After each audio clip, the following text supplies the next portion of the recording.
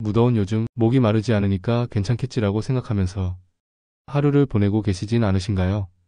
하지만 나이가 들수록 우리 몸은 갈증 신호를 점점 덜 느끼게 됩니다.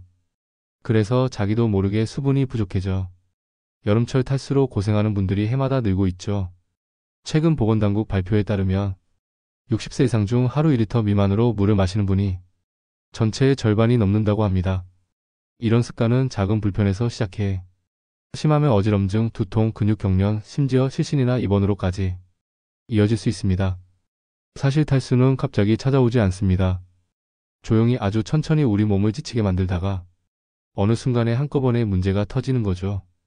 경기도에 사는 73세 박정수 님도 그런 경험을 했습니다. 평소엔 물을 별로 안 마셔도 괜찮았어요. 그런데 지난 여름 한 번은 갑자기 어지럽고 다리에 힘이 쭉 빠져. 잠깐 누웠는데 1시간 넘게 일어날 수가 없었어요. 라고 회상합니다.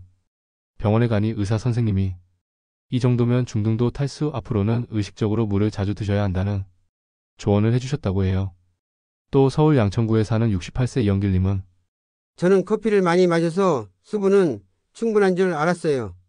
그런데 알고 보니 커피나 차는 오히려 몸에서 물이 더 빠져나가게 만든다는 말을 듣고 물 마시는 습관을 따로 들이기 시작했습니다.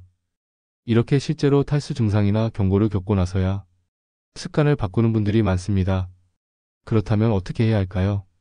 전문가들은 한 번에 많은 양의 물을 마시기보다 작은 컵으로 하루 810잔 정도 틈틈이 자주 마시는 것이 가장 효과적이라고 강조합니다. 식사 전후, TV 시청 중, 산책 후처럼 하루 일과 중 자연스럽게 마실 타이밍을 정해 몸이 갈증을 느끼기 전 먼저 물을 챙기면 탈수 위험을 크게 줄일 수 있습니다. 저는 아침마다 식탁 위에 500ml 물병을 올려놓고 볼 때마다 한두 모금씩 마시고 있어요. 하루가 끝날 때쯤이면 1.5리터는 거뜬히 마시게 되더라고요.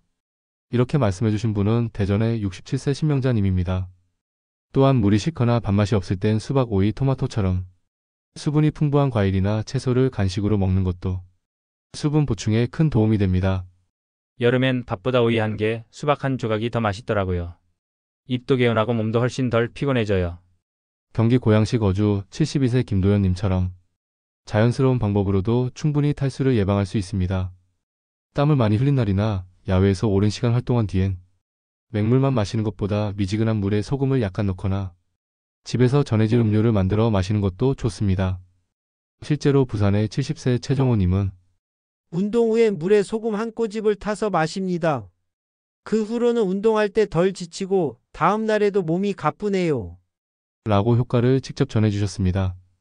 여러분, 나이가 들어갈수록 목마름을 느끼지 않아도 의식적으로 물을 챙겨 마시는 습관이 건강을 지키는 첫걸음입니다. 수분이 풍부한 과일과 채소, 필요할 땐 전해질 보충까지 오늘부터 꼭 실천해보세요. 작은 변화가 여러분의 여름 건강을 크게 바꿀 수 있습니다. 이 영상이 도움이 되셨다면 좋아요와 구독, 그리고 주변 분들과의 공유도 꼭 한번 부탁드릴게요.